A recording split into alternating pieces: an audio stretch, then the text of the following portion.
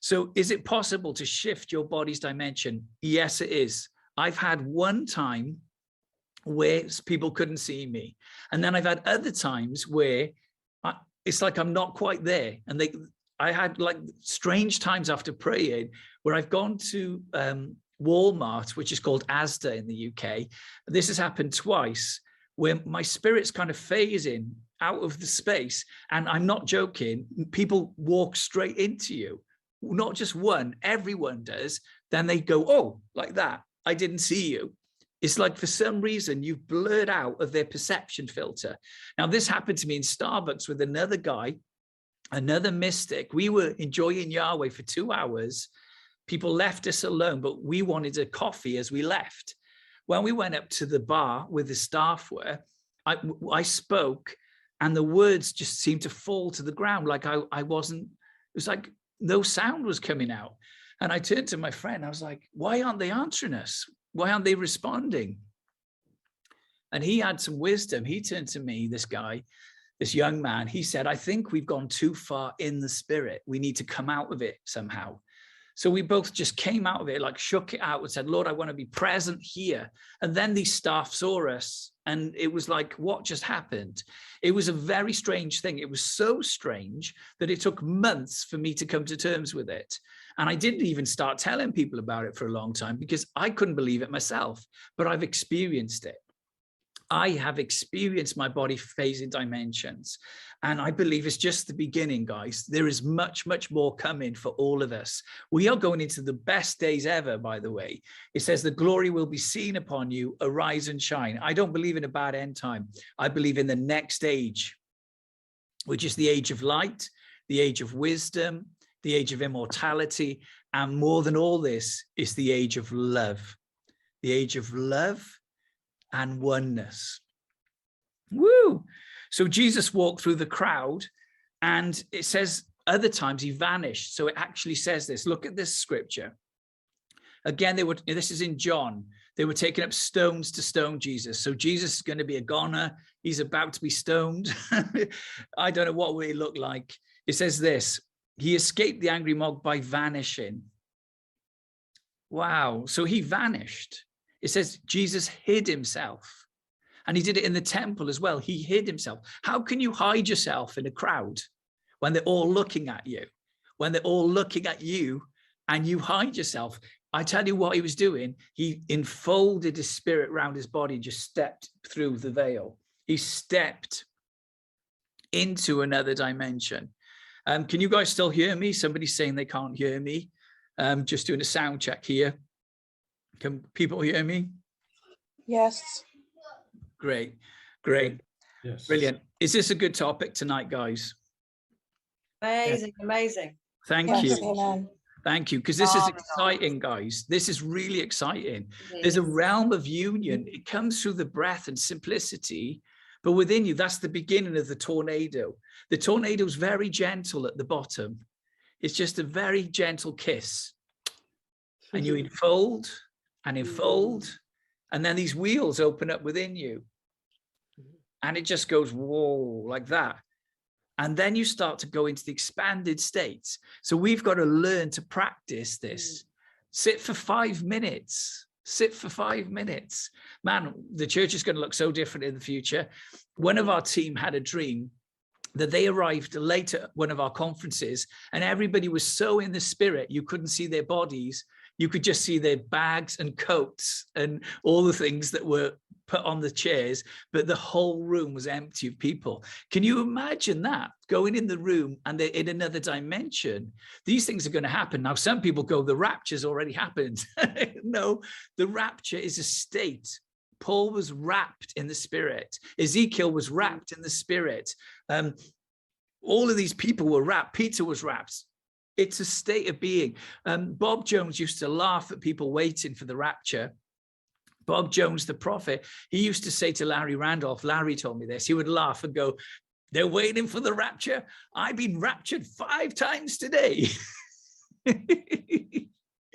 So guys, take your daily rapture.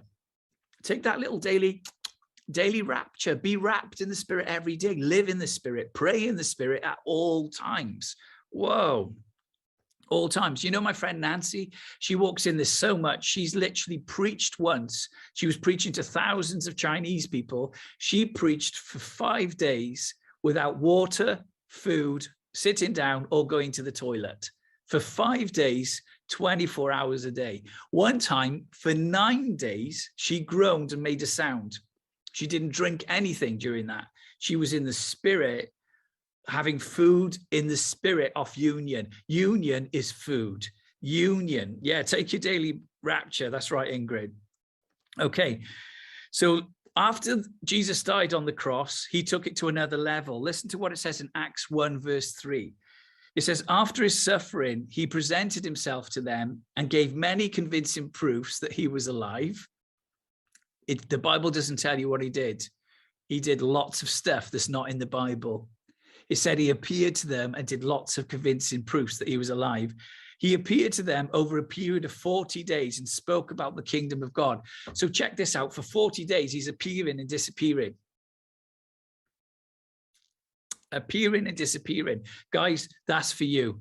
Imagine you appear in China, you appear in India, you appear here, you appear there, and you're phasing dimensions. What if you disappear for a couple of days and nobody can find you, like Enoch or Elijah? These things are possible. They might sound insane, but it's the gospel. It's not a human message. I don't care how insane it sounds to normal Christians. We're not normal Christians. We're new creatures. We're beyond human. So we're not going to play these human games anymore and try and pretend that we're not married to the divine, that we're in union with the divine. We're one with him. The way things work for me is I just say to Yahweh, I want it all.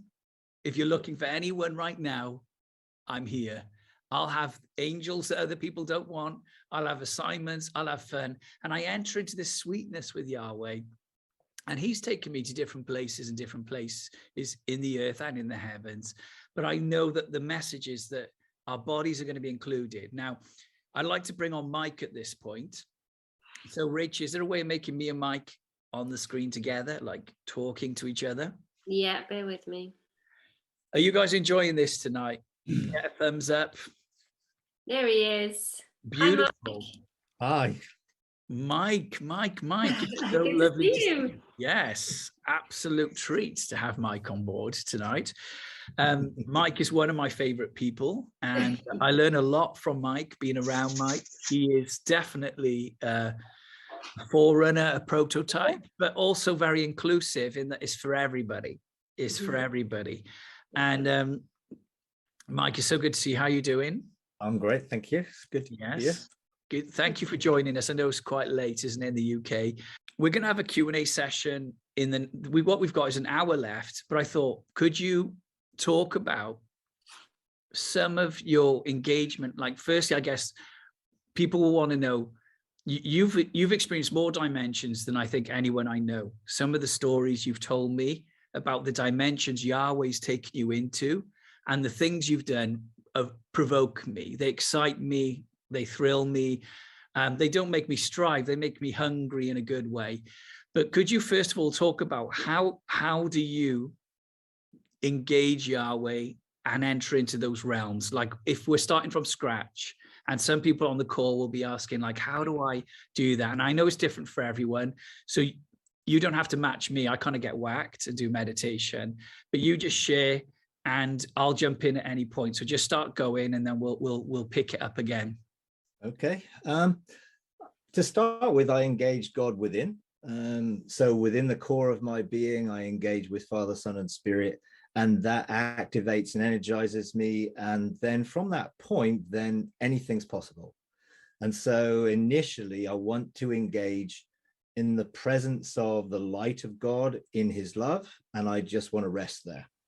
So that's where I start. I've got no agenda. I've got no thing of where I want to go or what I want to do. I just want to be with him. So I spend time in the light of his love, in his presence, and then the light just seems to come around me and shapes me, and that begins to form his intentions. And sometimes his intentions are, we're just going to stay in that place. And so that becomes a state of being that I just enjoy. And to be honest, that's my favorite place, within that place of light. But there are other times that I know the Father's intentions are for me to be aware of where I already am.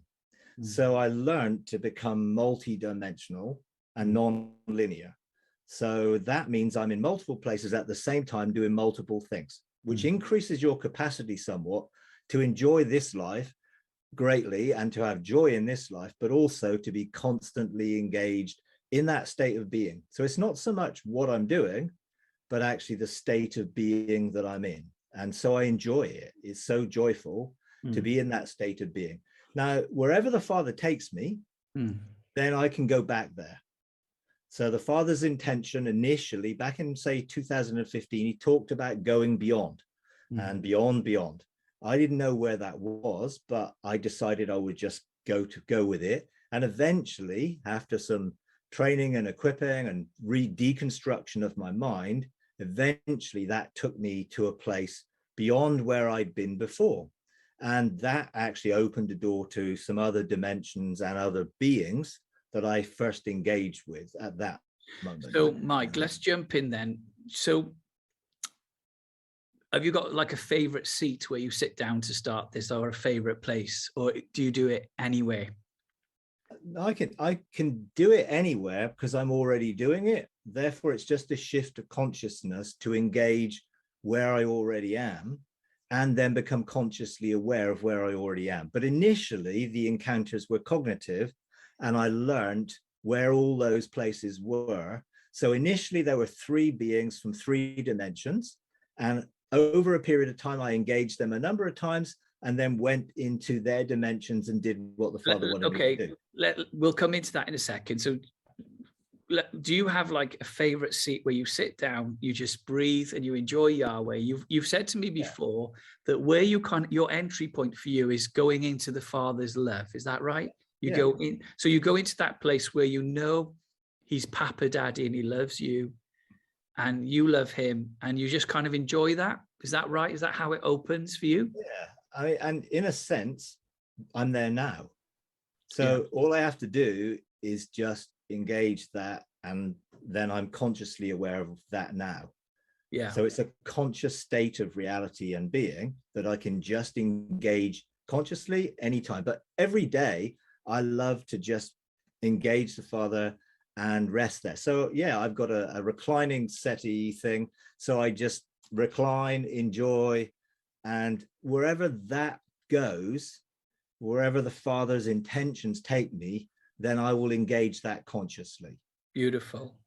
That's so beautiful. So, I mean, how it works for me is you start to get a feeling for different places, don't you? So you might not see it, but you'll feel it, like the Father's love.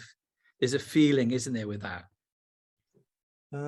Yeah, I mean, all my senses are involved. So my whole being's involved. I feel it. I mean, I journal everything. So my body, I'm awake, my eyes are open, I'm journaling, but I'm there. So I'm really just describing where I am, wherever that might be. And that might be in the light of the Father's presence. That might be within the Father's heart. That might be within the eternal aspect of God's presence, where everything is all now anyway. It's beautiful. So when you first started engaging these realms, I mean, what were the first places God took you? Was it like Eden, or did you sense the throne, or did you go somewhere in the earth? What were the first places that started to open up for you? I mean, the first heavenly encounter was where the firestones are by the river of fire, where the Father's throne is around the fire. So the Ancient of Days and the Father, Jesus sitting next to him. So that was my first encounter. And eventually I found myself on my face before the throne of God, couldn't even look. I mean, I so desperately wanted to look at the Father on the throne, I couldn't even look. But I was aware there were thrones next to me going off in the distance. And so I crawled off and found where my throne was. And I sat on it. And that opened up immediately I was next to Jesus, who was next to the Father. And I think we're all next to Jesus, next to the Father, because we can all be there at the same time in that same dimension. And so that was the first started. Then I went through Eden and the waterfalls and the garden. And eventually I got to the Father's garden. And that's where everything began to become that oneness, that union, because the Father just wouldn't let me do anything. I'm a sort of a doer, was then, And I just wanted to, where are we going to go? What are we going to do? What's this about? What's going on? And he would just look at me, and I just had to stop. And eventually I got so much that I just stopped, that I was like floating in the air. Well, there's no air, but in the atmosphere. And eventually my whole being just spaghettified, and I was caught out in creation. Literally, all the atoms and particles of my being was joined with the rest of creation. And that's the first time I really felt the desire of creation to be set free. I know exactly what you're talking about, the expanded state, where it's like super expansion, super entanglement into creation, knowing it's almost all there, and it's all there. You're connected to it all. That's beautiful. Carry on, Mike. That's just, so what happened to your body at that moment? Were you just journaling, or were you sitting in the chair? Or I was journaling, but I just stopped. I just became completely unaware of where I was. Spaghettified. Yeah, I mean, literally, it was a complete trance-like state at that moment. When I was in the garden in the first time by the Firestones, that was a trance-like state. I was just completely unaware of my physical surroundings and everything. And that was another one like that. I was just completely unified and one with creation, feeling the Father's desires for creation, but also feeling the creation's desire for oneness and restoration, really. Wow. Yeah. I can feel that as we're talking. And guys, tap into this. I have had many things open up just by hearing someone's voice or being with them. It's like, as Mike's talking, I'm feeling that expandedness. I love having new words, spaghettification. Spaghettify us, Lord. Spaghetti, someone's saying spaghetti must be in Romans. I'm sure it's there in one translation. It is a technical word. It's actually a real word for that whole process. Beautiful. Yeah. So what happened after you experienced that expandedness, and why do you think that happened to you? Well, I think it was to connect me with creation, to feel the Father's connectedness with creation, because if we're in him and he's connected to everywhere, then we're connected to everywhere. We just become more aware of it at some times. And this was a moment which I think was a signature moment. And I think I've probably had another 10 encounters like that, which have all been slightly different, but all have connected to me creation. And it's just given me a desire to see creation restored. I felt the burden that creation feels, the groaning, but I've also felt the joy and the pleasure of God's intention for creation that he originally had, and that it will be restored back to. And that motivates me. I mean, it just moves me with the desire to see everything that Jesus created. Everything was created by him and for him and through him. And he has already reconciled all that. So it's a matter of bringing all that back into conscious relationship with what he's already done. So I think that was the sort of the things. And all this builds, you get an encounter like that. It's like you have no idea really what it was, but it was just so wonderful. And then another encounter and another one. Eventually it builds to a state of being. So it's almost consciously, continually aware of that place. I think it's kind of like, some people might be wondering, what does that feel like? It feels like part of you is just enjoying the it's like when you're enjoying the sun hitting you, sitting in your kitchen, say, part of you is enjoying the sun. It's like part of you is caught away, isn't it? And caught away into lots of places. And I think that becomes normal, where, like Jesus said, I always do what I'm seeing, the Father doing. Having visions is kind of not the realm we're going to, is it? Visions are just snippets. They're like a picture. We call them pictures, but we're meant to live in the flow of a continual conversation where I know it sounds bad, but you don't need prophets in that, do you? Like you, Mike, don't need me to prophesy over you. No. Because you walk with Papa, you walk in union. It's the same for me. Like I'll often be puzzling over a question and I'll just talk to the Lord, and he'll either take me to meet something or do something. And it's like beyond the prophetic as well, because the prophetic, so a vision came or a word came, but this has been in the Spirit at all times, where we start to live a very different life in a way, isn't it? Because if people walk past you in the street, they wouldn't know that you are this multi-dimensional being, cosmic being. No. I think there's a sense where when you connect with people, you can feel and sense who they are, their spirit, their being.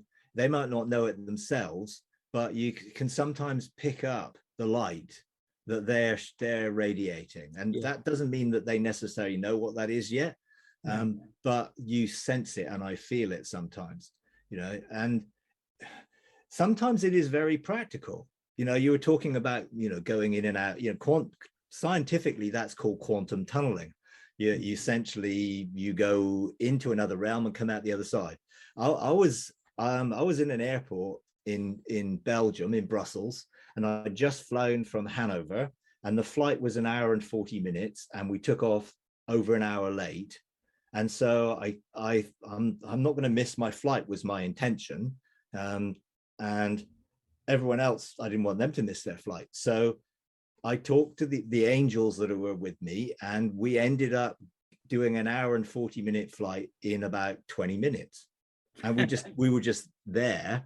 And then when we got off the other end, there was this girl, I think she was probably in her early 20s, I call her a girl, and she was going to the same place as me. She wanted to go to Bristol Airport in the UK, and she was like, oh no, we're gonna miss the flight, So I said, look, okay, walk with me, we'll be okay. So we walked, and there was this big queue because we had to go to another terminal because we were going off mainland Europe.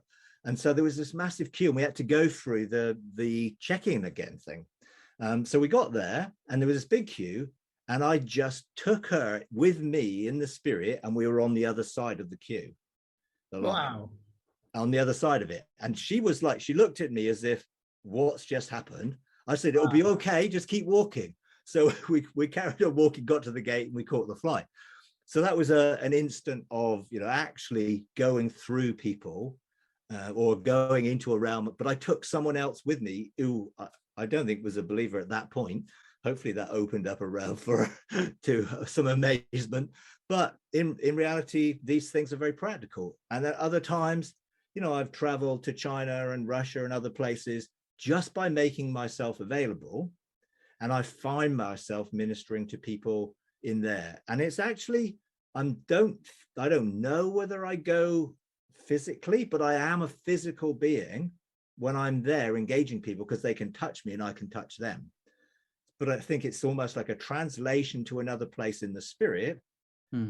But then my spirit becomes flesh, which is what angels do when they manifest. They're spiritual beings, but sometimes you can touch them and engage with them because they're able to manifest. So that's happened quite a lot. And that's also beautiful. I've had experiences like that where groups of us have had. I was in the Philippines. We had 1 hour break, and we had to go to this restaurant, and the traffic was so heavy that it took us over half an hour to get there. And the pastor said to me, he said, Justin, you do rich time miracles. He said, can you do a rich time miracle? And I was like, oh, Papa, I need you. But I just went up in like you did. And I just created space for us to have a lovely lunch. So this was an amazing thing. We got to the restaurant, we had the full meal, and we had to drive another half an hour back, which would have made us at least half an hour to an hour late. We got back 5 minutes before the next session. It was physically impossible to do it. And I've seen group trans relocations like that a bunch of times. And would you agree, Mike? I think that this is where things are changing. We're all going to learn how to do this. This isn't the age, is it? I love Bobby Connor, so I shared that video. But that age has ended, isn't it? Where we look at Bobby Connor or Jeremy Nelson or anyone else, but we see all of us through this KAINOS lens, where you're in Christ, I'm in Christ, and having given us Jesus, has he not given us every good thing? So, I wonder, like, if we're going to even have to change the way we gather together, because in the past, the gatherings are all external, aren't they? Where you do your worship, you have your preach, and we'll still do those things. But I feel like we're going to have to make room, aren't we, for shifting into union and dimensions. And it might look really, really different to what churches looked like in the past. Yeah. For me, what happens with me is God does something involuntary. It just happens. And because it's just happened, then for me, that means that I can do what God has done for me. So then I can choose for that to happen. So then it becomes intentional. So I remember once I was driving to a meeting to actually meet Lindy.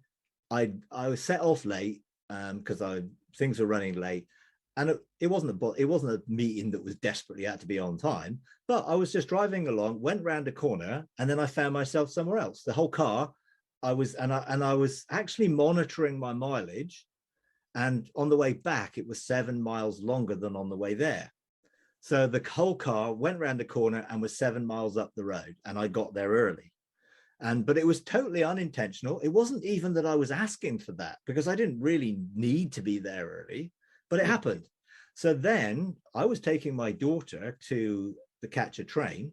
We got to a point where there was a huge traffic jam for some reason, and it took us over half an hour to get through the traffic jam, and the station was 40 minutes away. So we were going to miss the train. According to my daughter, we were going to miss the train. And she was like, oh, no, we're going to miss it. I said, look, it's okay. We'll be okay. Because I knew that I'd traveled in a car and I'd traveled in a distance instantly without even knowing it. And so I said to her, it'd be okay. And so we were 2 minutes from the station, or 2 minutes from the train leaving, and we were 10 miles away. And then we were there. And she looked at me. I said, don't look at me, just catch the train. So she got out of the car, got the train, caught it. Because God did it for me, then I could choose to do it. Yeah. Only when it's the Father doing it. You see, if the Father wasn't doing that at that moment, I would have not felt permitted to do it. But because I engaged with the Father continually, I knew it was the Father's heart that my daughter didn't miss the train. That's beautiful. This is what I love reading about the saints, and many of them learn how to do this, Mike. There's lots of examples which I've got in my notes, but won't bring up now, where they had to walk through crowds, because sometimes this happened with a number of them. They'd be ripping their clothes to take some of it, and their clothes would regenerate. This didn't just happen once. Now, with Joseph of Cupertino, they thought it was so wrong, they got angry with him and moved him twice so that crowds couldn't follow him. But with some of the saints, they would shift dimensions and walk through the people and be past them. But they also knew how to do this at will, some of them. So some of the saints I've read, they would often go to churches at night to pray, not needing sleep, and they would walk through the doors. And, someone saying Jesus did that. And I think we're coming into that age. I know, like with Ian Clayton, when I've spent time talking to Ian Clayton, he told me once that he was preaching and he was in the spirit, like he often is. And he didn't know this, but his fingers went through his Bible. So they were through the middle of the Bible, and the people saw the fingers sticking through, because he hadn't realized he'd shifted dimension so much that literally his fingers are sticking through the middle of his Bible. And then another time he was preaching and he went to move a chair, and he was in the spirit and his hand went through the chair in front of everybody. So he had an encounter in the spirit where he was on this mountain being taught by a saint. And the saint said, I want to teach you to put your hand into a rock. And he said, that's impossible. So he showed him a puddle, said, put your hand in the puddle.